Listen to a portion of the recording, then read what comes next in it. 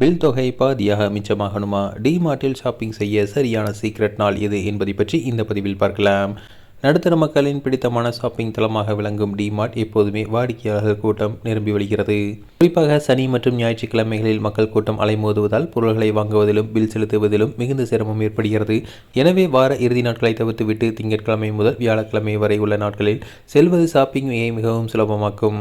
டிமார்ட்டில் நாளுக்கு நாள் மற்றும் வாரத்திற்கு வாரம் ஆஃபர்கள் மாறிக்கொண்டே இருக்கும் என்பதால் ஞாயிற்றுக்கிழமை விற்பனை முடிந்த பிறகு திங்கட்கிழமையன்று கூடுதலாக சலுகைகள் மற்றும் சிறப்பு தள்ளுபடிகள் கிடைக்க வாய்ப்புள்ளது.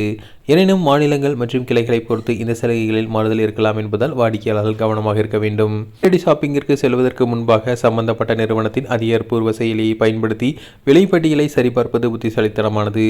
சில நேரங்களில் கடைகளை விட ஆன்லைன் செயலியில் கூடுதல் தள்ளுபடிகளும் கூப்பன்களும் கிடைக்கக்கூடும். மேலும் கூட்ட நெரிசலை தவிர்க்க மதிய நேரங்களையோ அல்லது மாதத்தின் நடுப்பகுதியோ, அதாவது 10ஆம் தேதி முதல் 25ஆம் தேதிக்குள் தேர்ந்தெடுத்து செல்வது பணத்தையும் நேரத்தையும் மிச்சப்படுத்த கூட உதவுகிறது.